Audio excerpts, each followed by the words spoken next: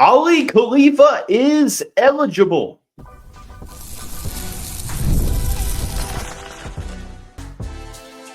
You are Locked On Louisville, your daily podcast on the Louisville Cardinals. Part of the Locked On Podcast Network, your team every day.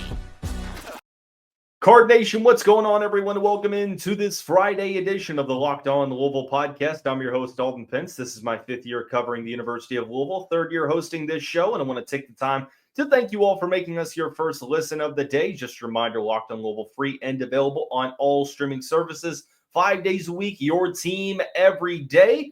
News dropping on Friday morning that Louisville big man Aly Khalifa has been granted a waiver and is eligible for the 2025-26 season. We will react to that news in the first segment. We will discuss the new matchup for the Louisville men's basketball team next season, taking on Baylor on Valentine's Day. Some questions about whether this non-conference slate is too challenging for Pat Kelsey's team. I don't believe so. I think that there's three reasons as to why this is good, not only for the team, but for the program moving forward.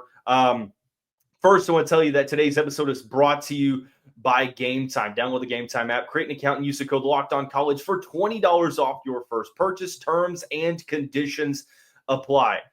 Well, I was about 10 minutes into the original Friday recording talking about the Cardinals scheduling Baylor and why the non-conference slate isn't too challenging when I find out that Aly Khalifa is eligible. So immediately trash that episode and start to prepare for this. So this reaction is pretty candid because didn't really do much preparation, just kind of going with the flow here and giving you a true first reaction. The tweet from John Rothstein actually stemmed after a video from the Louisville men's basketball Twitter account that had a big team meeting today. Stay till the end, and it was Pat Kelsey surprising the team that Aly Khalifa was going to be able to play. John Rothstein says in a tweet, Louisville announces that former BYU big man Aly Khalifa has received a waiver from the NCAA and is eligible for the 2025-26 season. Significant ACC news. Just goes on to list his stats and says that, Khalifa redshirted last year. But overall, of course, this is, I think this is where the entirety of the Louisville men's basketball fan base just delivers a huge sigh and a breath of relief. So, it's awesome to first see the NCAA make the right decision. That's where we kind of start off this reaction. It's refreshing for the NCAA ruling on something Louisville related, and it's actually taking logic into consideration. Now, forget that he was ruled ineligible to begin with, because that's a completely different story that we've talked about so much. It's become tiresome over the past month or so. But we talked about the Latrell Wrightsell situation at Alabama, how it could potentially serve as a precedent. We're starting to hear more and more of these rulings being announced. Wrightsell redshirted last year after playing 8 games and then tearing his Achilles, ended up getting a medical waiver to play this year. And we talked about how it might not, because sometimes the NCAA and logic don't go together, but it should serve as a precedent. And got the good news, and we love to see it. I think the two-part, this is a two-part good news thing, because, if the news is 1A, I think the timing of this is 1B, because I know that we were all kind of worried about, well, when are we going to hear about Khalifa? Yes, the staff may feel optimistic, but, is this something that goes through the duration of the summer? Do we find out before July 4th? Do we find out in the fall?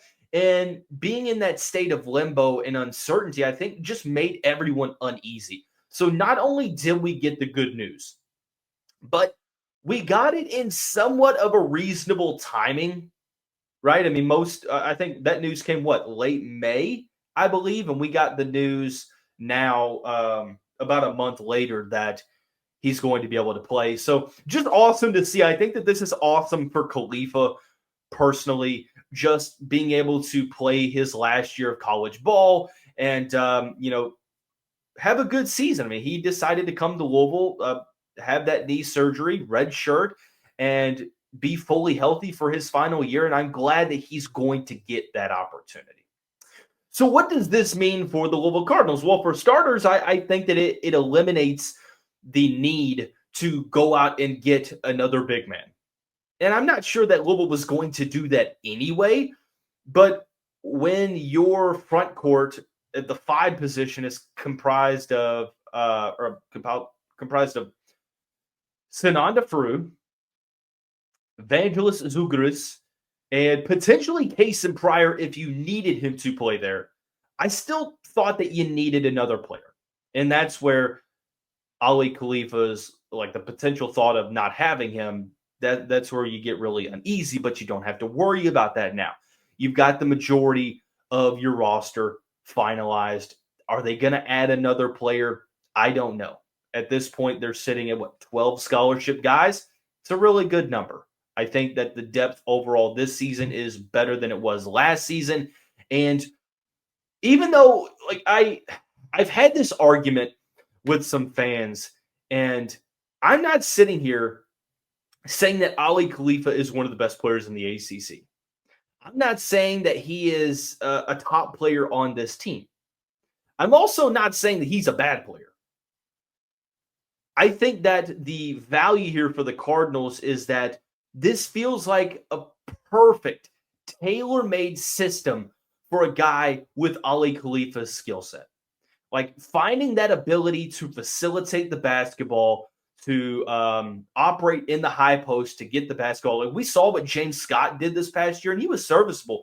Now imagine Aly Khalifa getting the ball at the top of the key, and you have to respect his shooting ability because he can shoot the basketball.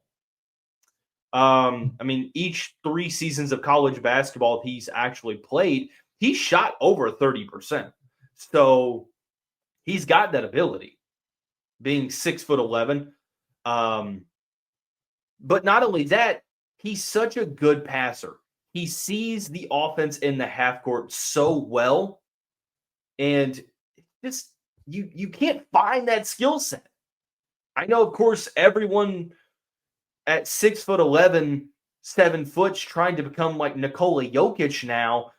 There's just not that many people with Nikola Jokic's skill set. Maybe Alperen Şengün of my Houston Rockets, but outside of that, there aren't that many. I'm not sitting here saying that Aly Khalifa is like those two, but the way that he passes the basketball kind of reminds you of that skill set. Of course, he's not Şengün or Jokic, but he's still a really good passer. And for an offense that has so many shooters on the floor, they have guys that are really good at cutting to the basket, backdoor cuts, being in the dunker spot, guys like Javon Hadley, and it's an offense that's predicated a ton on moving without the basketball.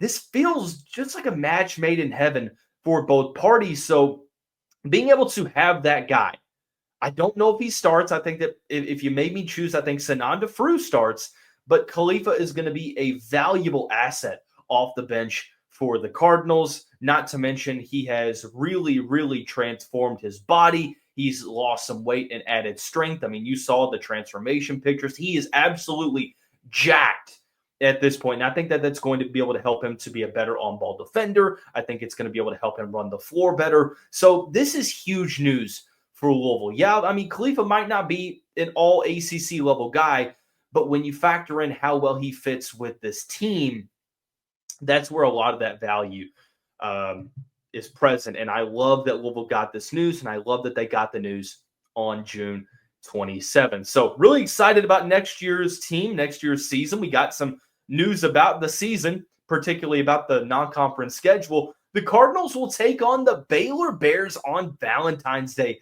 I like this for multiple reasons, and we're going to explain why when we come back on this Friday edition of the Locked On Louisville podcast.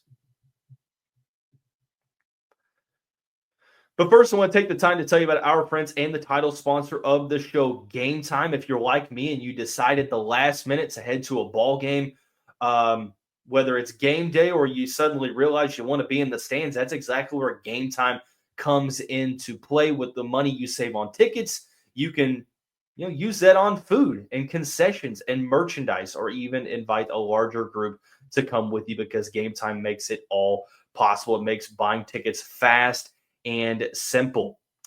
Gametime is the official ticketing partner of Locked On MLB, making it easy to browse the app for an exciting upcoming MLB game. We got tickets, me and my friends did, for the Astros Blue Jays game back in April on Gametime, and we got them an hour before the game. So take the guesswork out of buying tickets with Gametime. Download the Gametime app, create an account, and use the code LOCKEDONCollege for $20 off your first purchase. Terms apply. Again, create an account and use the code LOCKEDONCOLLEGE for $20 off. Download the Gametime app today. Last minute tickets, lowest price guaranteed. Want to again take the time to thank you all for making us your first listen of the day. Just a reminder, Locked On Louisville, free and available on all streaming services, 5 days a week, your team every day, continuing to just build up more and more excitement as the weeks go on regarding this year's men's basketball team. And I think that, there's a lot of potential for year 2 under Pat Kelsey, and they are going for it. They are really taking a page out of the Denny Crum playbook of non-conference scheduling, and they're scheduling a really challenging slate. And only a couple spots are remaining in the non-conference slate, and the Louisville Cardinals and Baylor Bears will be playing in a neutral site, home and home, where they'll play this year, February 14th, down in Fort Worth, Dickies Arena, which is about an hour 30 out of Waco. So home court advantage, I guess, favoring the Baylor Bears, obviously. Now, the 2026-27 return game, that site is still to be determined, according to John Rothstein. So I don't know if it could be like Gamebridge Fieldhouse up in Indianapolis where the Pacers play. I don't know where that game would be played. It seems like only a handful of venues would be able to hold that sporting event, but only time will tell. But I like this. I am a huge believer in a tough non-conference schedule, especially with how much disrespect the Louisville Cardinals got this past year. And the Cardinals haven't played Baylor since the Battle for Atlantis championship back in 2016. They lost that game. It was a weird game to where they had the lead and then gave it up. And I'm not here to bring up those old memories, but it's been almost a decade. It's awesome to schedule Baylor again. Now, Baylor is sort of kind of a shell of their former selves when they lost Jerome Tang. Like, they've been sort of middle of the pack tournament teams, but not nearly as good as that national championship team a couple of years ago. They lost a lot from this past year's team. VJ Edgecombe, number 3 pick in the NBA draft, to the Philadelphia 76ers. They lost Rob Wright, Langston Love, Jalen Celestine, some really key backcourt members to the transfer portal, and some pieces in the front court as well. Now, who they brought in, I think it's Talunde Yesufu is how you pronounce his name. If I'm saying that incorrectly, forgive me. 5-star forward that is going to slide into the rotation. They got some players, Daniel Skillings, small forward from Cincinnati, Jocelyn Bodo, center from High Point, who I loved watching play this past season, Caden Powell from Rice, J.J. White from Omaha, Michael Rataj from Oregon State, and many more, most of their players coming from the non-Power 5 ranks. But you can imagine that a Scott Drew-led team is going to be pretty solid defensively. Now, I'm not sure how good or how not good they're going to be. I still do believe that this is going to be a challenging game. So I think it's another contest that you're going to have to take part in that's going to make you earn tournament seeding. It's going to be a challenging game. But the aspect of this that I like the most is the timing. I think the timing of this is something as Louisville fans that we haven't seen.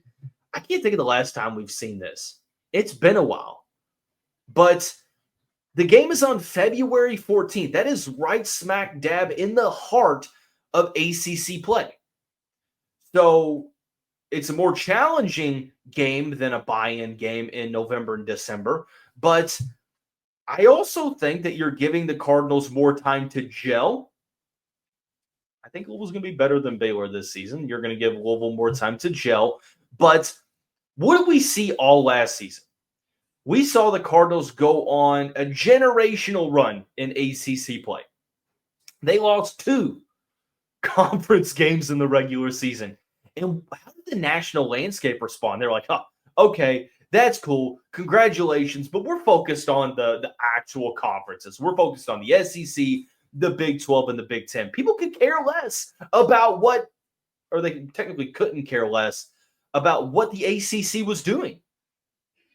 I mean, the perception surrounding Clemson and Duke and the perception surrounding Louisville, we're talking about drastically different, like polarizingly different ends of the spectrum.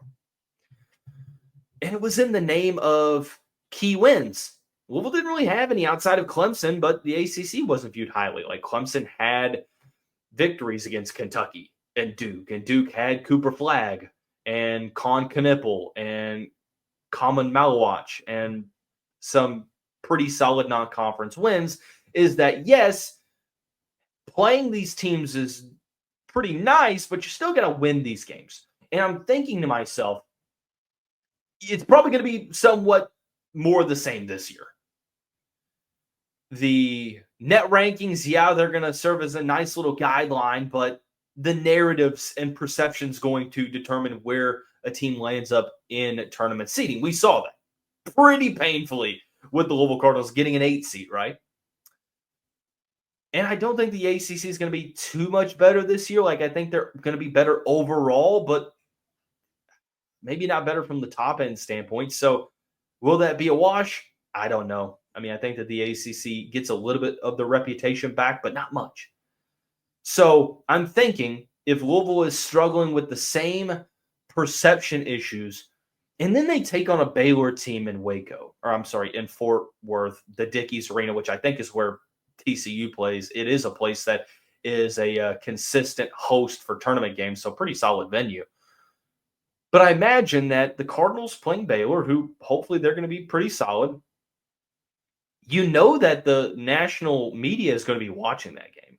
The committee is going to be watching it. And I'm thinking to myself, well, what happens if Louisville handles business and they beat a Baylor team? Because then the perception might change. You're thinking, okay, well, it goes from, well, Louisville's just feasting on a bad ACC slate to now it's like, well, maybe they're handling business where they have to, but don't get it twisted. They're still a really good team and should be seeded accordingly. That's where you talk about that perception changing, right? And full transparency, I love this. I love where this game is being scheduled. You know, Mike Rutherford tweeted out on Friday, or it might have been Thursday, where he's an advocate for the Louisville Kentucky game being scheduled in that portion of the season when the teams are not dealing with as many growing pains and dealing with some of those chemistry issues. Like, you're seeing the best version of each team. And I'm okay with that. Like, I subscribe to that mentality, and I'm for whatever we have to do to make sure that last year does not happen again.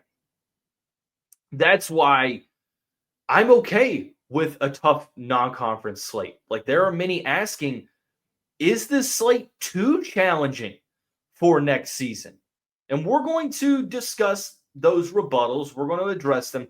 But I'm going to give you 3 reasons why this tough non-conference schedule is good for not only the team next year, but for the program moving forward. We'll identify those 3 things when we come back on this Friday edition of the Locked On Louisville podcast.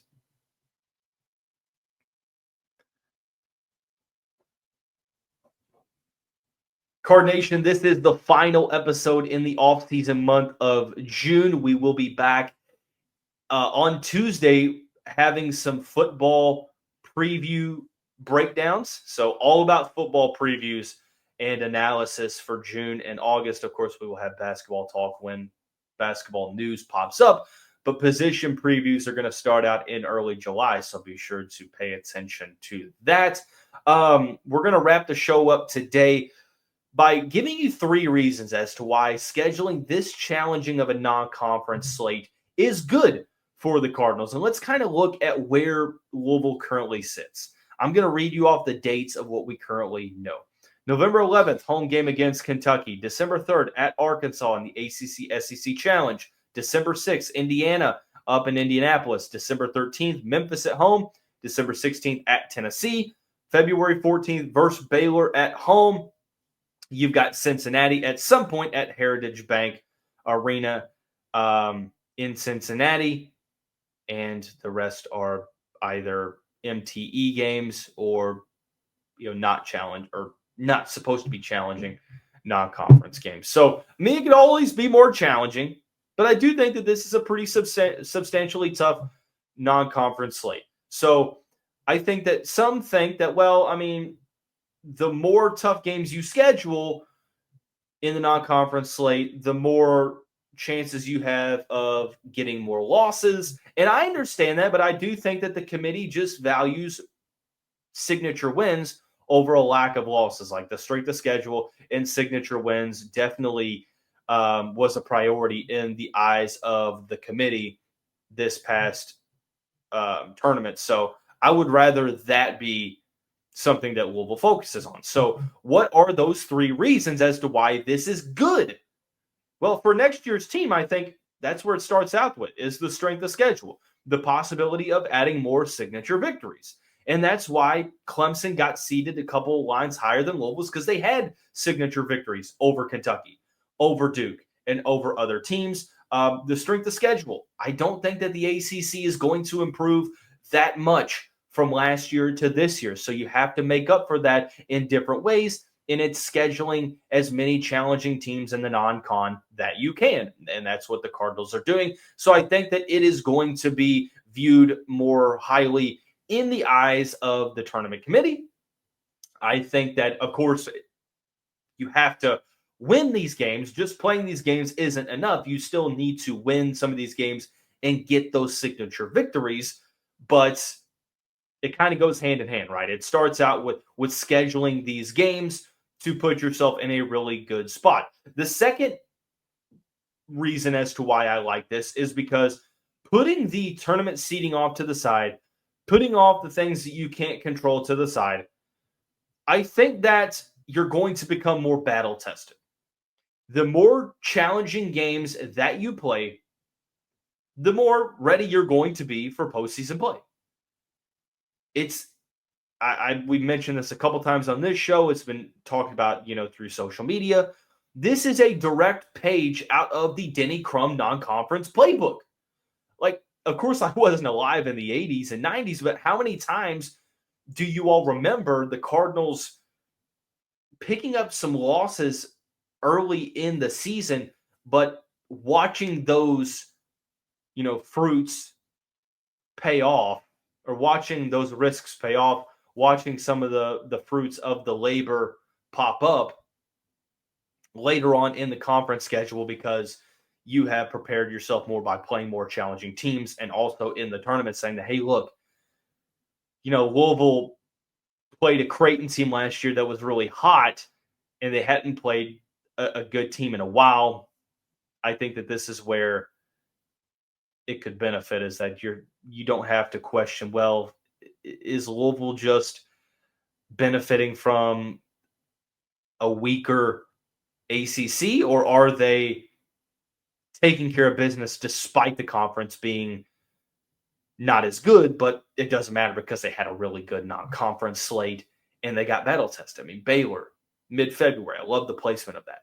And the third reason, and this is, yes, it is good for this year's team, but it's also good for the future of the program, is if you remember, the ACC has switched over to that brand viewership model. So the money that schools are getting from the conference, a lot of it is pertaining to the brand, the viewership model. And Louisville doesn't have those same benefits that Clemson has in football, that Miami has in football, that Florida State has in football. So how do you compensate for that? Well, you got to load up your strength with this basketball. So it's going to help you with the money that you're bringing in because everyone's trying to navigate the revenue sharing era that is starting this summer to where colleges are paying players more than ever.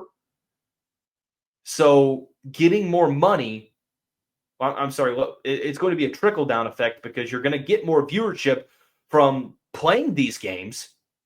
I mean, Kentucky, Baylor, Indiana, Arkansas, Memphis, Cincinnati, Tennessee, the list goes on. Better matchups equals more viewership. More viewership equals more money for the ACC, which in turn will equal more money for the Louisville Cardinals. So it's all sort of that snowball effect, which will benefit Louisville. You might not see that this year, but you will in the future. Speaking of seeing those benefits in the future, of course, the current state of conferences in this era of collegiate athletics is very fluid. It seems like all is at bay for the moment in the ACC, maybe until 2028-29. But I think anyone would be lying if they said they knew what was in store for the NCAA and more specifically for the ACC. So if you're Louisville, who has I would say a good football program, I don't think it's one that, like the SEC or the Big Ten are going to go out there and say, we need to bring in that football program. I think that, Florida State and Clemson and Miami are probably ones that are more appealing. But again, basketball matters, just not as much as football. That's why you're trying to get your revenue sharing numbers up as much as you can. The viewership numbers up as much as you can, because I'm not sure how much this is going to play into consideration, but it's not going to hurt. Like if you are the Louisville Cardinals sitting here in a couple of years and you're talking about, either maybe leaving the ACC, combining the ACC with another conference, you're sitting there in a spot to where, maybe Louisville doesn't have like that blue blood level football program, but you take a look at their revenue numbers with viewership involved, and you're thinking, well, hold on a second. Yeah, they're a good football program, but they're a great basketball. And look at the money that they're bringing in. Look at what the ACC is paying them because of the viewership that they're bringing in. That's something that we can work with, and then maybe all of a sudden push comes to shove, and Louisville might be in a better standing for conferences looking to expand, saying, hey, we got to bring Louisville into the conference now. So, the tough non-conference schedule, and of course, this is larger picture involved, but you got to start thinking about this. Like Louisville has to start strategically placing themselves in a good spot to make sure that they don't get passed up in the future of college athletics. So that is going to wrap up the month of June for the Locked On Louisville podcast. Everyone have a great weekend. We will see you right back here on Tuesday. Go Cards.